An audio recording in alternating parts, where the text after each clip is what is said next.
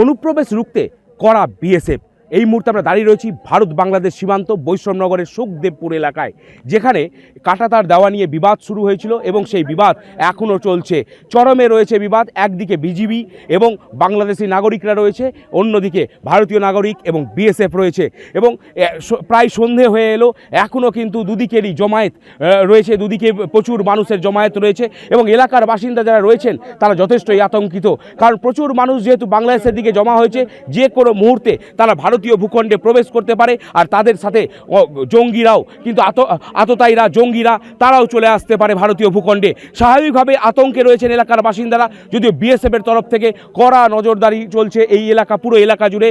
যে এলাকায় ফেন্সিং নেই সেখানে যেমন কঠোর নজরদারি রয়েছে, পাশাপাশি কিন্তু বিভিন্ন যানবাহনে করে বিএসএফকে ডিপ্লয় করা হচ্ছে, বিএসএফের বিভিন্ন জওয়ানদেরকে তাদেরকে ডিপ্লয় করা হচ্ছে সীমান্ত এলাকায়।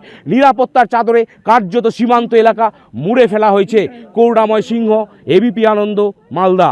বাংলাদেশে একের পর এক সফট টার্গেট হচ্ছে হিন্দুরা। শান্তিতে যিনি নোবেল পুরস্কার জয়ী সেই মোহাম্মদ ইউনুস, তার আমলেই চলছে লাগাতার যুদ্ধজীবীরা। তারই মধ্যে আরেক ছবি এলো সামনে, যেখানে মালদার বৈষ্ণবনগর সীমান্ত কাঁটাতার দেওয়ার চেষ্টা করছিল বিএসএফ এবং কাঁটাতার দিতে গেলে বাধা দেওয়া হলো। বর্ডার আউটপোস্টে বিএসএফকে কাঁটাতার দিতেও বাধা বিজেপির। সুখদেবপুরে ভারত বাংলাদেশ সীমান্তে 100 মিটার এলাকা রয়েছে, যেখানে বিএসএফকে কাঁটাতার দিতে গেলেও বাধা দেয় বাংলাদেশের সীমান্তরক্ষী বাহিনী এবং কাঁটাতার দেওয়া নিয়ে বিএসএফ বিজেপির মধ্যে সংঘাত হয়। সীমান্তের দুপ্রান্তে স্লোগানও ওঠে।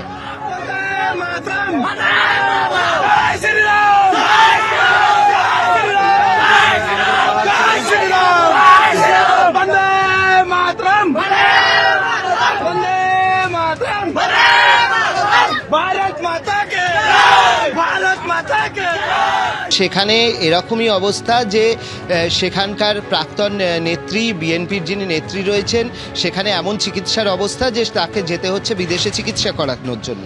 আর সেখানে হচ্ছে একটা ন্যূনতম উন্নয়নের পরিকাঠামো নেই এবং সেখানে একটা ন্যূনতম আইন শৃঙ্খলার কোনো ব্যাপার নেই এবং পুরোপুরি সফট টার্গেট হচ্ছে হিন্দুদের ওপর।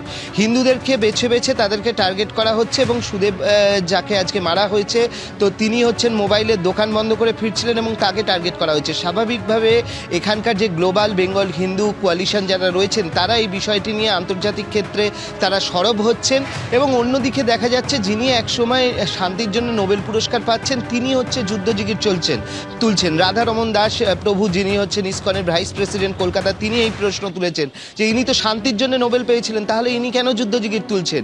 আর মেজর ডালিম, তিনি হচ্ছেন তার সাক্ষাৎকার, সেই সাক্ষাৎকার নিয়ে এখন প্রচুর আলোচনা হচ্ছে। তার কারণ হচ্ছে যে তিনি পুরো মুক্তিযুদ্ধের যে ইতিহাস, সেই ইতিহাসটাকেই বিকৃতভাবে তিনি উপস্থাপন করছেন। তিনি মুজিবের যে ইতিহাস, সেই ইতিহাসটাই ভুলিয়ে দেওয়ার চেষ্টা করছেন। আর এটাই বাংলাদেশ, যে বাংলাদেশের প্রশাসন কিন্তু এই বিষয়গুলোকেই কিন্তু আরও বড় করে তুলে ধরছে। অর্থাৎ মেজর ডালিম, যিনি ঘোষণা করেছিলেন মুজিব হত্যা হয়েছে, সেই মেজর ডালিম তিনি কোনো এক গোপন স্থান থেকে এতদিন বাদে তিনি প্রকাশ্যে আসছেন, তিনি বক্তব্য রাখছেন এবং তার বক্তব্য নিয়েই কিন্তু এখন প্রশাসনের মহলে আলোচনা চলছে। এবং সেই বাংলাদেশের বিকৃত ইতিহাস, শুধুমাত্র হচ্ছে তাদের যে ইতিহাস ছিল মুক্তিযুদ্ধের, সেই ইতিহাসটাকেই ভুলিয়ে দেওয়ার চেষ্টা। যেখানে ছিল পাকিস্তান তাদের শত্রু ছিল, সেই জায়গা থেকে হচ্ছে শত্রু হিসেবে ভারতকে উপস্থাপন করা।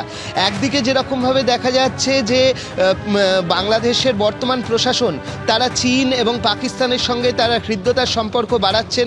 তাদের সম্প্রতি উপদেষ্টাদের আবার ফের আমরা জানি যে চীনেতেও সফর রয়েছে। আর তার মাঝখানে হচ্ছে এই মেজর ডালিমের হঠাৎ করে উদয় হওয়া এবং উদয় হয়ে তিনি এই ভারত বিদ্বেষী জিগির তোলা, সেই বিষয়গুলো কিন্তু কোনোটা এক সূত্রে বাঁধা এমনটা মনে হচ্ছে।